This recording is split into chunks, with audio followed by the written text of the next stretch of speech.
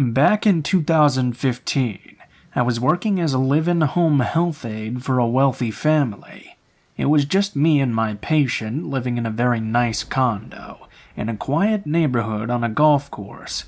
We were also the youngest people who lived there. I was 27 at the time. My patient was a 21-year-old male with Asperger's, SPD, and BPD, some substance abuse problems as well. He had recently gotten into some trouble and been legally declared incompetent. We'll call him Jake. Jake was a nice kid, but he had severe emotional issues and almost no social awareness, compounded by the refusal to take prescribed medication, which worked incredibly well when he did take it. His drug abuse didn't help either. He was taken advantage of a lot because of the crowd that he hung around with. Right before I moved in, 6 friends came out to hang with Jake one day and ended up staying for 2 weeks and draining his bank account on various drugs, absolutely trashing the place. Jake was a very lonely kid, and he never said no to people. He wanted everybody to like him. Honestly, I think Jake was about 14 to 15 years old mentally. I think he turned to drugs to deal with depression and anxiety, and also to fit in with the people around him. He's much better now, though. It was a very sweet gig. I was paid very well, lived in a nice condo rent-free, and basically I just had to keep our house clean, keep some food in the fridge, and make sure he always took his medication. When I first moved in, my boss, Jake's mother, warned me about a girl who occasionally stayed with her father, who was our downstairs neighbor. She told me that the girl was named Amber. She looked younger, but she was about 37 years old, tall, blonde, and very thin. She was right. She looked a lot younger, like she was only about 25 or so. She said that Amber didn't have a car or a job, and that she was an addict who liked to use Jake. Amber's father had custody of her 2 children, and she would come visit the kids and stay for a few days a week. She said one day Amber asked to borrow Jake's car for an hour, and ended up running off with it for about 2 weeks. She was also the one who introduced Jake to the 6 friends who trashed the condo. She was bad news, and she was never to be allowed in again. She wanted me to call her immediately if Amber ever stopped by, or if Jake went anywhere with her. After the theft, she put a GPS on Jake's car, and allegedly she could stop the engine as well. My boss made it clear that she didn't expect me to be a security guard, just to notify her if things were going on.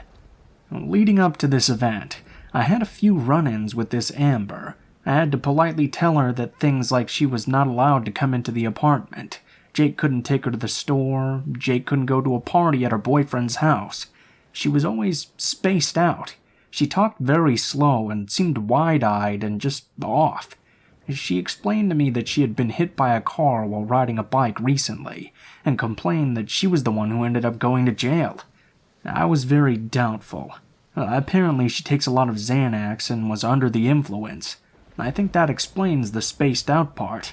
Anyway, she was never aggressive, but it was clear that she didn't like me at all.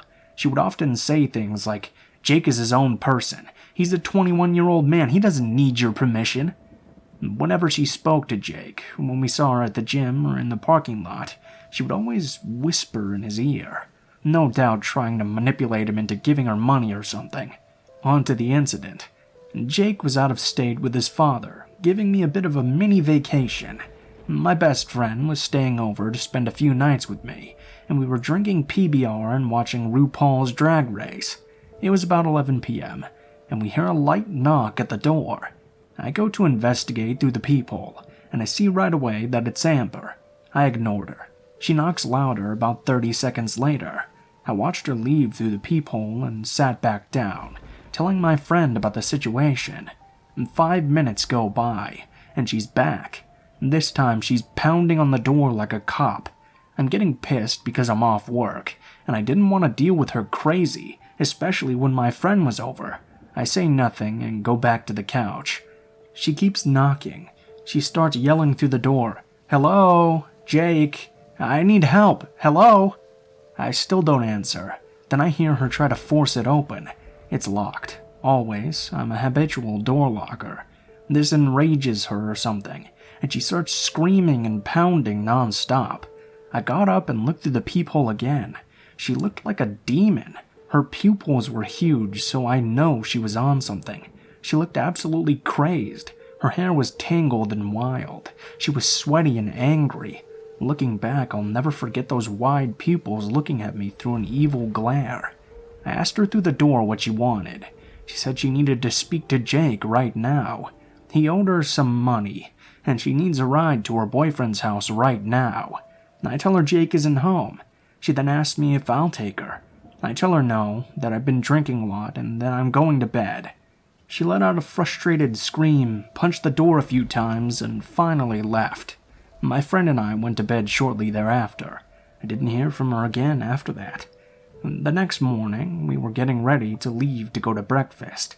I hear a knock like a policeman's knock at the door. You know the sound. I look through the peephole expecting to see Amber, but this time it was an actual cop. I opened my door and I could see the parking lot was crawling with police.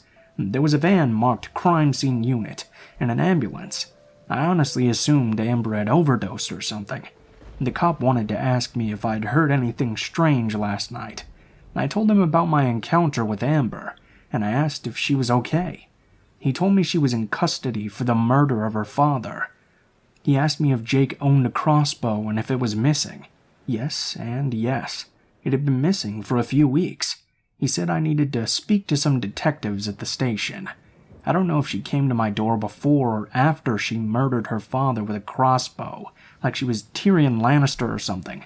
But the detective told me that his theory was that she was a heroin addict, and she was withdrawing and needed to get her boyfriends for more dope. She tried to get Jake to drive her, and when that didn't work, she asked her father, who refused. This is what went down. They argued. Other neighbors heard that part. She killed him with a stolen crossbow and stole his truck. She only got about a mile away before she was signaled to pull over. She led the cops in a high-speed chase over the span of 2 counties before she finally lost control and crashed. The cops were only pulling her over on suspicion of drunk driving, but when they went to speak with her, she told them she was speeding because she needed to check on her dad. She thought someone had stabbed him. They asked her why she thought that, and she refused to answer any more. Finally, they sent police for a welfare check, and they found him before her sons did. So that was the time my crazy drug addict neighbor murdered her father with my patient's crossbow. Further below, there's a link. Just look at those eyes.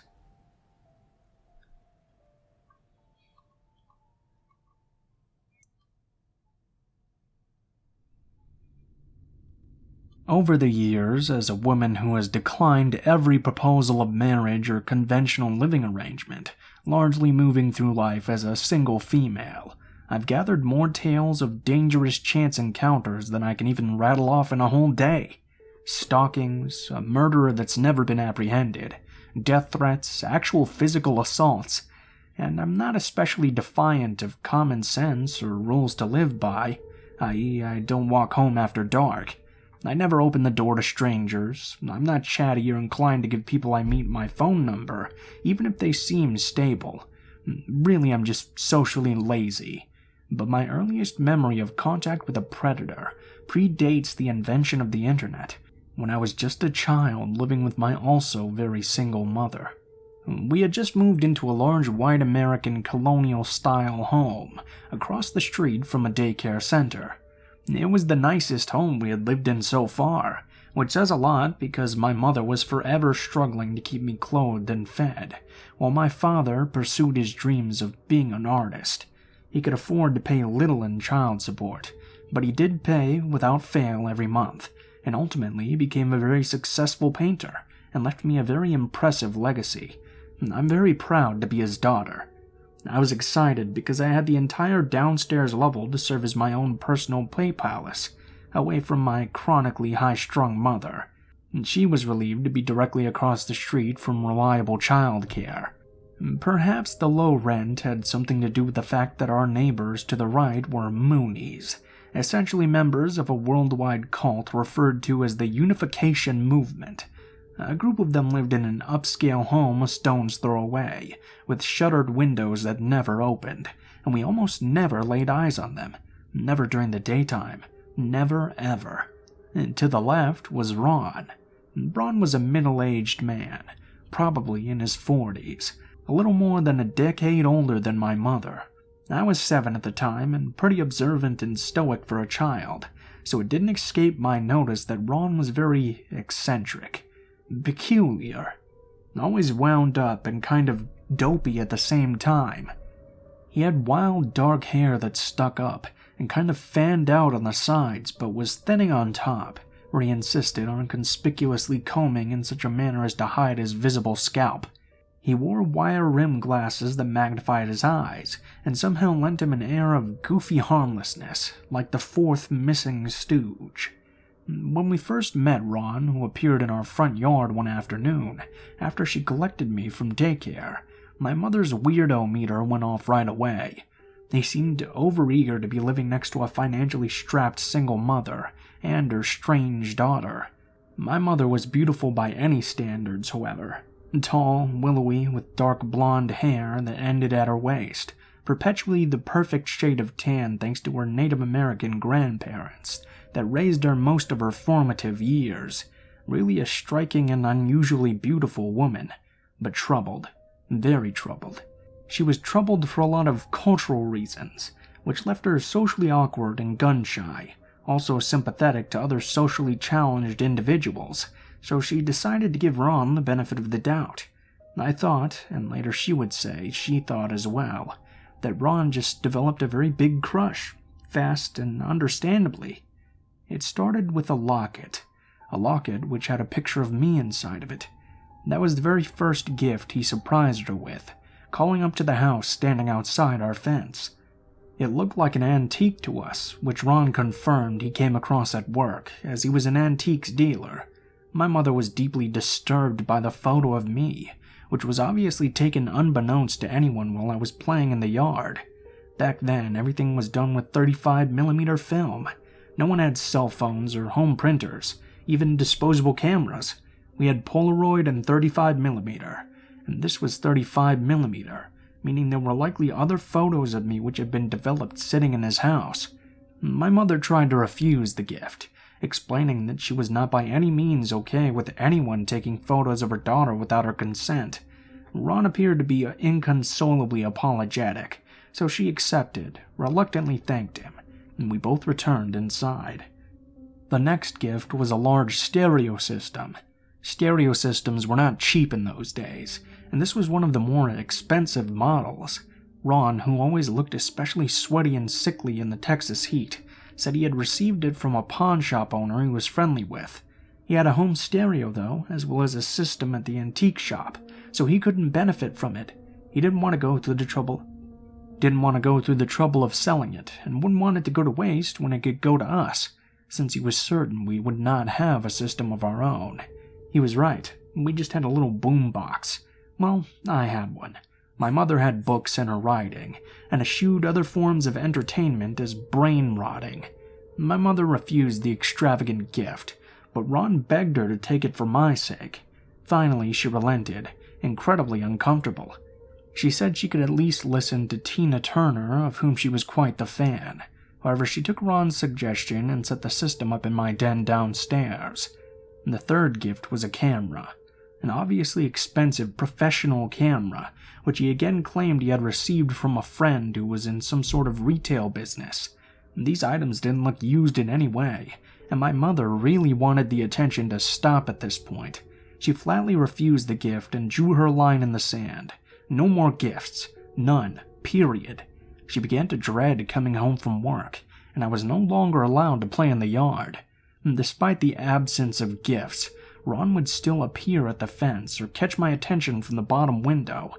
I would instinctively go get my mother, who would come down and firmly but politely tell him it was not a good time for visiting or neighborly chit-chat. My mother and father had just worked out a new visitation schedule, and I was to begin spending Saturday nights at his house. Up to that point, I had spent Friday nights there, but it was all 6 of one, half a dozen of the other as far as she was concerned, so Saturday it was.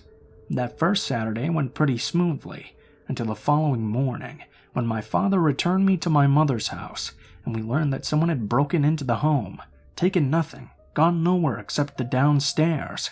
My mother had heard them come in, and quietly locked the door at the top of the stairs. It was a weird feature we were suddenly grateful for. She proceeded to hide from the intruder until he left some minutes later. I had just fortunately been away at the time, because it was quite typical of me to stay up late on a Saturday night, listening to the stereo since there was no school or work the next day. The police told her she needed a dog of any size, and to go get herself a gun. She took off work the next day, and I stayed another night with my father while she went shopping for a shotgun. At some point, while talking to my father about the incident, the matter of neighbors came up, and Ron entered the conversation. When my father learned about all the attention Ron had fixed on my mother, he was naturally quite alarmed, especially for me, who he was worried might get caught in the crosshairs. My dad was kind of a vaguely emotionally unavailable man, but he was not an absentee father by any means, and I knew beneath his somewhat distant, placid surface that he loved me very greatly. My mother would later tell me about his duality, unable to pass up taking in a stray dog or cat, but he would come home from bars covered in other people's blood. He had been a boxer for many years in the service, and he was unafraid of even people he probably should have avoided. Something of a wild card. You never knew what he would do when push came to shove. Some time went by, not a great deal, a week or two. I began to notice Ron walking by my school often when we were at lunch recess. He'd stop by and say hi to me, which no one seemed to notice. I didn't mention it to my parents because I really didn't understand the concept of child predators at that age, and because Ron never engaged me beyond saying hello or waving as he walked along the fence. It never occurred to me that anything untoward was happening. Finally, one day, he stopped the fence and said, "Hey, I'm gonna get some ice cream. It's so hot out, you know? Aren't you hot?" It was Houston, Texas. Even as a child born and raised, I remember sweating in my shoes and speculating about the blistering temperature with friends. Is it 120 degrees? 200 degrees? We didn't know, but we thought it was close and had overheard news reports of elderly people expiring from heat stroke. My father always spoke of melting into a puddle on the sidewalk, and had conjured images of grandmothers liquefying like candles into unidentifiable pools of wax on the concrete. So, hell yes, I was fucking hot. I nodded. "I really wish I could take you to get some ice cream with me," he said, sticking his fingers to the high chain-link fence. "Hey!" he exclaimed as though he was suddenly brained with a brilliant idea. "You want to come with me to go get some ice cream?" There was a defining moment in my child's brain when it became something other than simply the mind of a child. I somehow understood then that Ron was not just Crazy Ron, as my parents had called him. He was sinister. His intentions were dark, darker than a child could fathom, but I seemed to snap to that awareness too. Up to that point, we had been warned what adults who sought to hurt children would say to lure us away from safety. It was all over television commercials, billboards, pamphlets. Police and guest speakers visiting our school would recite the script lines meant to tempt us with promises of pixie sticks and bubblegum. But they never told us what happened after that, what they would actually do after dropping the bait. And I didn't need to know. An uneasy feeling crept over me, and I backed as quickly as I could away from the fence, telling him that I needed to go. Recess was almost over. About an hour later, I was called into the principal's office. I was terrified. I had never been called down to the office before. I was still a pretty well-behaved kid at this stage in my life. Once I walked in, I saw both my parents and my stomach dropped. My mother was visibly shaken, and my father was pacing back and forth. I had only seen my father angry one time that I could recall, and yet I knew in my gut that he was seething in anger in that moment. I knew I was really fucked if my mother and father had to leave their respective jobs to come deal with something I had done. For the life of me, I couldn't figure out what I'd done wrong, though. I quickly learned, though, that Ron had gone into the office, stating that he was my father. He was coming to pick me up, and we would be moving to another state, so I wouldn't be returning. Luckily, my father was a very involved parent, and he was also friends with the artist boyfriend of my teacher at the time. We often ran into them at the art supply store, and Miss Curry knew extremely well what my real father looked like. When she received word that my father was there to whisk me away for good, she went straight to the office to learn more. The man standing before her was clearly not my father, and the staff's internal alarms were rung. The police had already taken Ron, and I'm not really sure what happened next. I do know at some point in the days that followed, Ron returned home briefly, long enough for my father to find him. Unfortunately, my father is no longer living, and he can't fill in the blanks at this part of the story, but I do remember he came straight to the house looking flustered, holding one hand in another and wincing. He told us that Ron wouldn't be living next door any longer, and if we ever saw a trace of him again, that my father would kill him with his bare hands. He took me to his house for several days, and when I returned home, Ron was gone. Police continued to move in and out of his house for the rest of the week. There were no stalking laws at the time in Texas, and even kidnapping was a fairly new concept to law enforcement, with limited protocols in place. It was the 80s, but what I have been able to piece together is that eventually, the police were able to tie Ron to the break-in at my mother's house, where he had likely gone, clumsily planning to abduct me. Whatever they found in his house was enough to keep him behind bars. We learned that Ron had been living with his mother, Norman Bates style, his entire life, until she died not long before, leaving him the house next to us and the antique shop. He was not a well-balanced adult, and was likely psychosexually stunted for reasons I can never really know. The part that really makes me uneasy here is Ron's plan to move with me in tow. I couldn't imagine he was actually planning to abandon the home he owned. I don't know if he was simply being compulsive, thinking he would work out the kinks after he got me in his clutches, or if he had some terrible plan to dispose of me and the evidence before I was officially declared missing. My mother purchased a German Shepherd, violating the terms of her lease, and we had to move to a garage apartment across town, so we never saw Ron again. Hopefully no one did outside of fellow prisoners, but I suspect he was eventually released back into society again at some point. Who knows? I doubt he's even still alive in 2020. I suppose the most frightening aspect of the whole ordeal is not that he existed in the first place, but that my mother was never the target, only an obstacle, and all the flattery and attempts to infiltrate her life were simply the acts of a man trying to get around her to her child.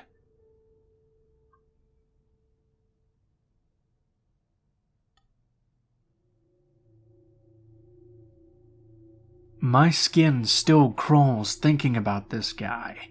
He saw me shopping for school supplies and things for my new apartment one evening during my first week of grad school, and apparently decided I was his mark.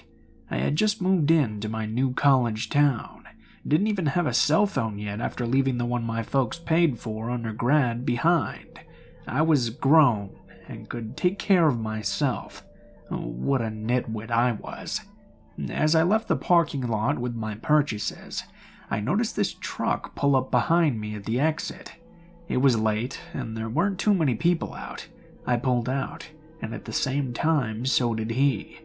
It was a few miles down a long retail street, with lots of stoplights before my turn. As I drove further on, I realized the man in the truck was trying to get my attention. I was in a relationship, so I ignored him. Over the next few miles, he kept on trying to get me to look at him. Some red lights he would end up ahead of me, some behind or beside. At every light, he positioned himself so he could just stare at me, either directly or through one of his mirrors. His gaze was completely unwavering, and my anxiety rose. He was driving very oddly, speeding up close to my bumper, hitting his brakes when he was in front of me, swerving awfully close to my car a few times. Finally, at a red light where he was beside me, I glanced over and absolutely started to panic when I was met with an unbelievably empty, unwavering stare. At the same time, I realized he was fiddling with himself. He was getting off on the fact that I was terrified, and he was following me, trying to force me to pull over. At one point, I scooted through an intersection on a hard yellow, a couple of cars ahead of him, thinking I could finally shake him. Nope. He went around the cars at the light and ran the red just to get back in front of me. A freeway entrance ramp came up, and I tried to fake him out by putting on my signal and getting into the merge lane for it. He took the bait and started up the ramp. I quickly got out of the merge lane and continued straight ahead. Again, I hoped I'd lose him, but he drove his truck down the embankment to keep following me. At another light where he was beside me, I pulled through the light and then turned at the last possible second. He made a U-turn and ran another red just to follow me. My panic was really ramped up at this point. With no cell phone, no sense of direction in a new city, I really didn't know what to do. So I turned on classic rock and forced myself to sing along. Forced myself to go the speed limit so I wouldn't crash out of terrified stupidity. I decided to drive to the supermarket across town, because I remembered that it had a police station in it. He followed me all the way there. He burned out of the lot as soon as he saw all the cop cruisers parked out front. I filed the report and asked police for an escort home. I insisted because something told me this creep was waiting for me to leave the police station. He was. As soon as I pulled out, I saw him. I pulled over and told the officer following me. He went after him, but the truck had taken off, and the cop couldn't catch up to him. The police got the surveillance video from the first store. It turned out this jerk had been dodging me the entire time I was shopping. I saw him on surveillance footage, following me all throughout. I saw him follow me out, too, close enough to grab my elbow. I saw footage of him circling the lot in his truck, waiting for me to pull out when I took too long to unload my cart. My heart sank. I was able to remember 6 of 7 digits of his plate and the make and model of his truck. In the end, the cops did nothing. They said it was a he said, she said, since the surveillance video didn't catch him doing anything particularly unlawful. It was a losing case to try and charge him with anything. I ended up trading vehicles with a friend for a couple of months to try and feel safer, and went on with my life. I had no idea what this disgusting piece of shit did just a handful of months later, until almost 15 years had passed by. I was watching a Discovery ID show about the kidnapping and murder of Sandy Jeffers. I almost fell out of my seat when I saw the mugshot of her killer, Aaron Lee Skeen. It was him. I was so disgusted that law enforcement did nothing in my case that I tracked down the investigator in the murder case, and after verifying some things about the vehicle that were changed in the TV reenactment to weed out people making crap up, she took my contact info and official statement. She could neither confirm nor deny that my run-in was with Skeen, but qualified her statement by saying, "At least you don't have to worry about him anymore, because he got life without parole. I only wish something could have been done when he terrorized me. Perhaps then things would have been different for Sandy."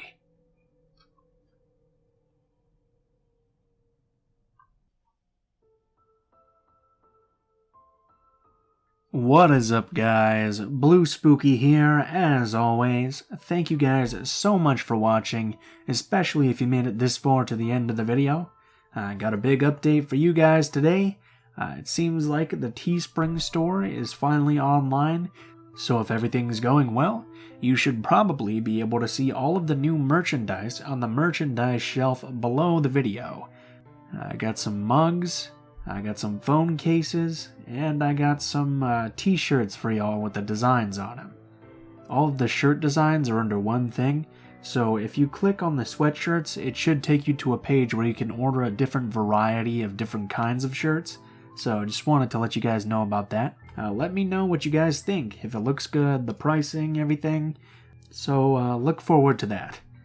As always, if you guys liked the video, please be sure to like, share, comment, and subscribe if you feel so inclined.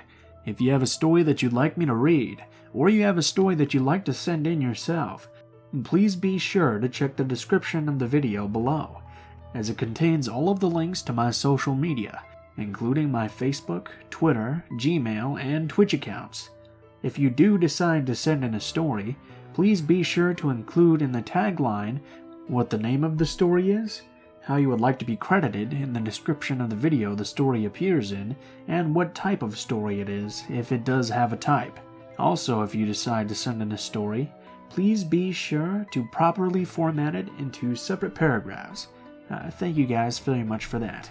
If you guys are curious about the music used at all in this video, it's all listed in the description below, in the order of which it appears in, with links to all of the artists as well. So if you enjoy their work, please be sure to check it out and support them. Speaking of artists, as always, my friend Alan is doing the thumbnails for the videos now, so I have links to all of his art pages in the description as well. So if you like his art and you appreciate it a lot, please be sure to check out his pages and go support him, because he does some really great stuff. I think that's all for today, guys, so thank you so much for watching, and I hope you guys have a great day.